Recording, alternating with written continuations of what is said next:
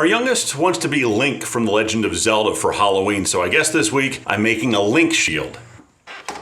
First thing I'm going to do is take an 8-foot section of 1x4 and cut it down into a couple more manageable pieces, 4 of them to be exact. The next thing I want to do is begin to bevel the edges of each of those 4 boards. By putting a slight angle on each of them, I think I'll be able to make the entire shield curve when it all goes together. Obviously, I cut these boards oversized. The dimensions are all wrong, but I did print out a template that I got off the internet. I'm not going to copy this directly, but I do want to get the measurements, both height and width, so that the ratio of those measurements looks right on my piece.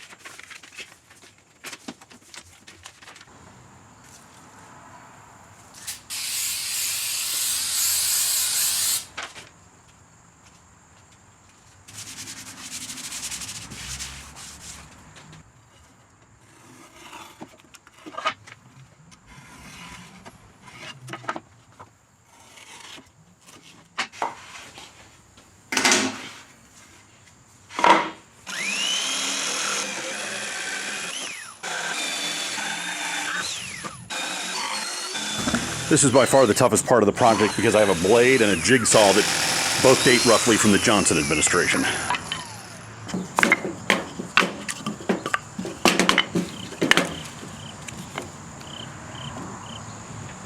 With that curve in there, it's going to pucker up just like that. I know some people don't like pocket holes, but I find them really quick and simple to use. If you've never used one of these Craig jigs, here's how it works. You take this, set it flush with the edge of a 3/4 inch board and clamp it on there. Set the step drill bit to the appropriate depth from this little recessed point to here. Then you drill.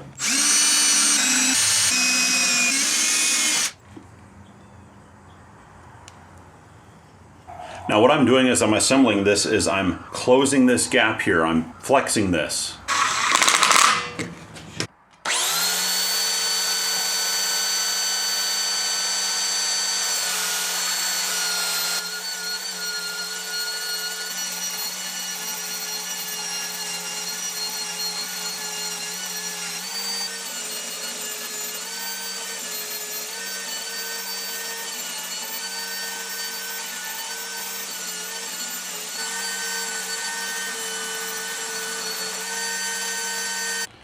Cleaned up the edge pretty well. Now I've got to clean up the face and the inside.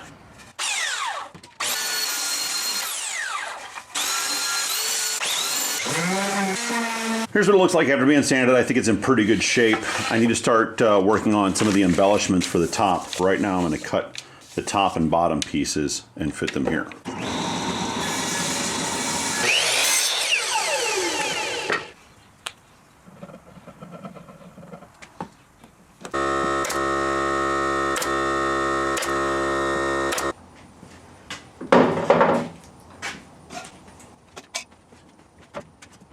I've got this stuff called Durham's water putty. I've seen other makers use it, and I want to use it to fill in the pocket holes on the back of the shield. It doesn't have to be perfect, I just don't want to see those pocket holes there.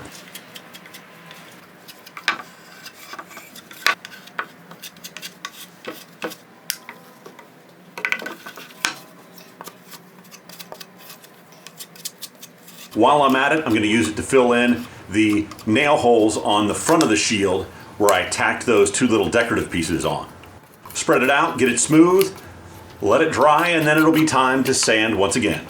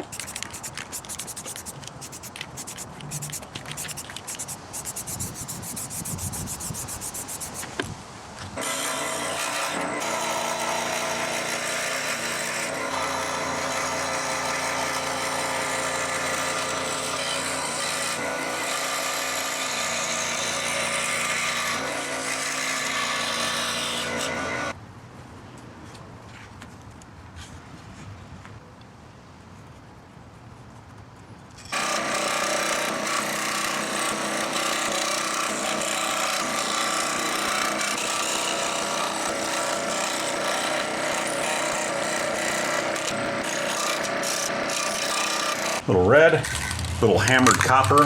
Hopefully these will look all right. The paint on the shield's all dry.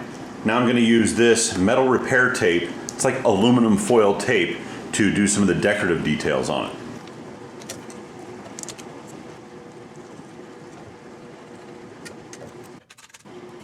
Part of the challenge of this is figuring out exactly how to lay these pieces out so they cover. And then of course, getting the backing off of the tape.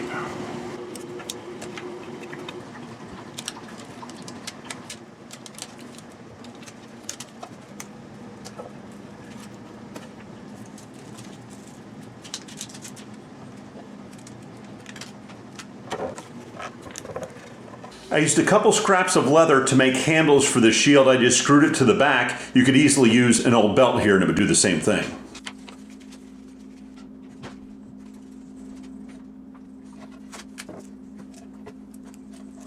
Really just focusing the epoxy in the center section because the way this curves, I don't think I'm going to get good coverage here on the edges. Hopefully this will be enough.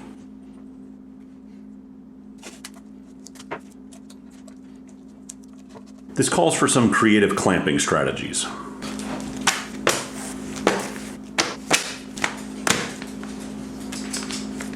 So how did Link's shield turn out? I think it turned out pretty well. It's obviously not perfect. Not everything is lined up well, and there's a little bit of epoxy squeeze out in areas where I kind of messed up. For some reason, it doesn't quite look right. It looks like the shape is a little bit off as well. But for a kid's costume prop, I think it turned out pretty well. The thing that I'm most happy about is working with this aluminum tape. It really looks good.